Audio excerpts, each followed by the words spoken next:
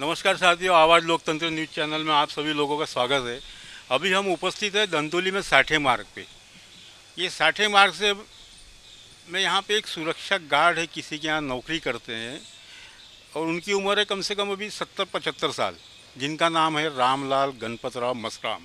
ये गणपतराव मसराम जो है रामलाल जी, ये आदिवासी समाज से आते हैं और आज सभी लोगों को पता है कि आदिवासी समाज की ज़मीन अन्य समाज का कोई भी आदमी उसको खरीद नहीं सकता है। और आदिवासी समाज का व्यक्ति उस ज़मीन को बख्शिश पत्र भी अगर देना चाहता है तो अपने ही समाज में, अपने ही खून के रिश्ते में वो बख्शिश पत्र कर सकता है, न अदर समाज के किसी व्यक्ति को बख्शिश पत्र भी दे सकता है। ये सरकार ने इस तरीके से ये बनाया हुआ नियम है। ये जिला न्यायालय से लेकर के, कलेक्टर से लेकर के, पुलिस विभाग से लेकर सभी लोगों को इस चीज़ की जानकारी है। पर हुआ ऐसा है कि अभी साल भर के भीतर ये रामलाल जो मसराम है आदिवासी समाज के, इनकी माली हालत काफ़ी ख़राब थी। इनके 2 बच्चे थे, एक लड़का एक लड़की। ये दोनों अलग रहते हैं, अपना पालन पोषण करते हैं और ये मियाँ बीवी दोनों उस का जो मकान था, इनका जो मकान था खुद का 1250 स्क्वायर फुट का पारडी में, जहाँ इनका निवास स्थान है दिगोरी के पास, वहाँ पे ये रह रहे थे। अब बच्चे भी क्या बोलते हैं, सब वो बड़े हो चुके हैं, तो अब इनको कितना भी हो मियाँ बीवी को अपना घर चलाना है। अब घर चलाना है तो उसके उदार निर्वाह के हेतु इन्होंने सिक्योरिटी गार्ड की नौकरी करते हैं। 75 साल की उम्र में आदमी 18 घंटे की ड्यूटी करता है, नाइट ड्यूटी करता है। उसके बाद में आकर के 6 घंटे की ड्यूटी दिन में और कहीं करता है। उस तरीके से 12 घंटे की ड्यूटी करता है, जिससे उसके 8-10 हज़ार मिलते हैं। पर इसकी ज़मीन भी 4-6 लोग मिल करके एक संगन मत करके इसकी ज़मीन की रजिस्ट्री लगवा ली बोगस, कि तुम्हारा NIT सिटी सर्वे का कुछ काम करवा देते हैं। आइए हम समझते हैं रामलाल मसराम से। आपका नाम क्या है? रामलाल गणपत मसराम। रामलाल गणपत मसराम। गणपत मसराम। आपका रहना कहाँ पर है? दिगोरी। दिगोरी। ये जो अभी सुनने में आया, जानकारी हमको मिली है कि आपके मकान पर किसी ने रजिस्ट्री करवा लिया। हाँ जी। तो आपने स्वयं उनको रजिस्ट्री करके दिया या क्या है मामला? नहीं सर, ये तो पवन वो NIT का काम करके देखा बोले। ये पवन कौन है? ये पवन कुमार राउत। पवन राउत। हाँ, ये कोई व्यवसाय, ये मेरे को उतना ज्ञान नहीं है। उसने क्या बोले, मैं NIT का काम करता हाँ, कर देता हूँ। तुम्हारे पास कैसा आया वो? हाँ, वो कोई ऐसा प्लॉट देखने के इरादे से आया था। अच्छा। तो वो सब तो कुछ हुआ नहीं, मैं अकेला देखा उसने मेरे को सब। उसने 2-3 महीने ये कर लिया। हाँ ठीक है, मैं कर देता हूँ।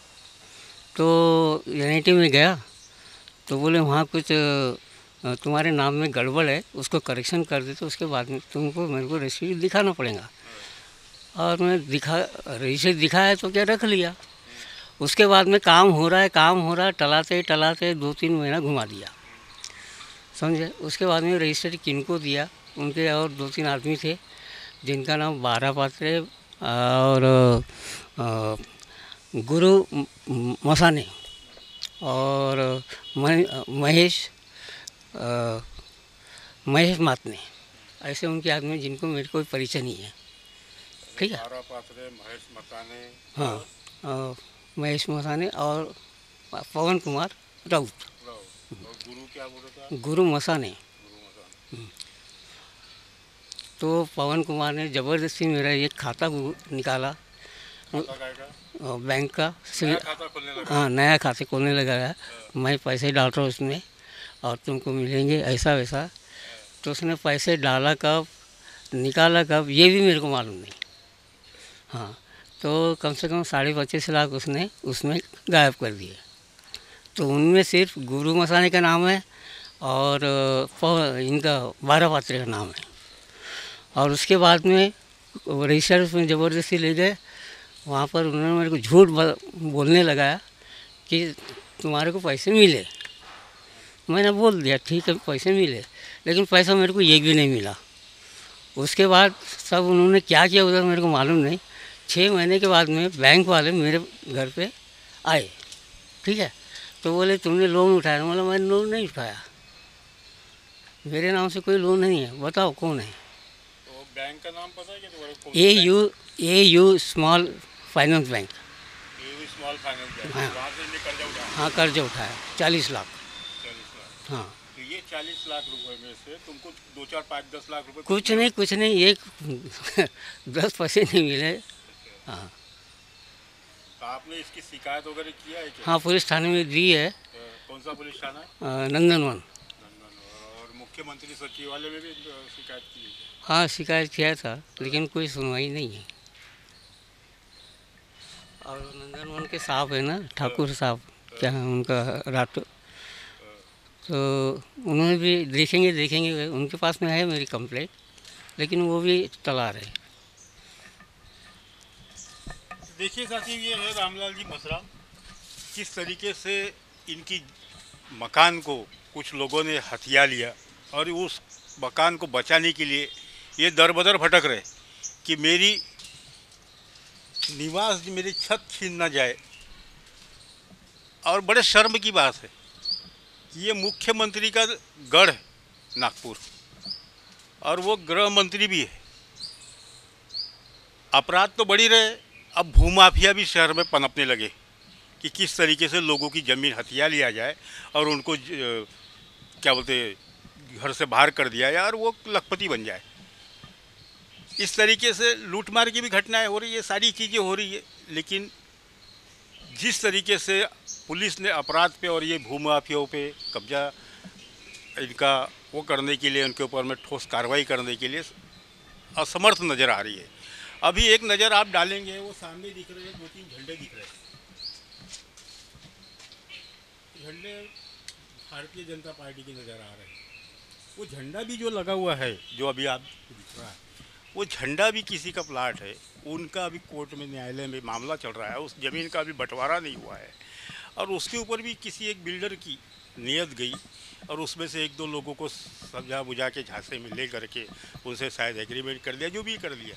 और जब उसकी शिकायत थाने में जाती है तो उसका ये कहना रहता है कि नहीं, हमने इनका हिस्सा अलग करके दिया, जो कि न्यायालय में मामला चल रहा है, डिवाइडेशन का न्यायालय में मामला चल रहा है। लेकिन आगे वाला जो बिल्डर है वो भारतीय जनता पार्टी से जुड़ा हुआ है। मज़े की बात यह है कि वो भारतीय जनता पार्टी का जुड़ा हुआ है और उसके सारे लोग भी इस तरीके से शहर में ज़मीनों के ऊपर में कब्जा करना, लोगों की ज़मीनें हथियाना और उस तरीके से हथकंडे चल रहे हैं। और पुलिस आयुक्त के पास में सारे चीज़ों की जानकारी है कि शहर में क्या चल रहा है।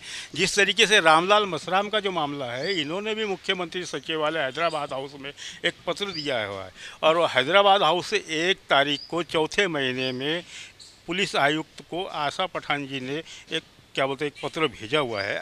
चौथे महीने में 1 तारीख को, अभी ये 6वां महीना चालू हो गया, 4 तारीख, यानी ये समझ लो कि ये 2 महीने के उपरांत भी पुलिस अगर चाहती तो इस व्यक्ति को, इस आदिवासी समाज की इस व्यक्ति को, अपराधियों को पकड़ के लाती, 4 सूटे बांटती, उनसे सच्चाई उगलवाती और इसको न्याय दिलवाती। लेकिन अब ये समझ के परे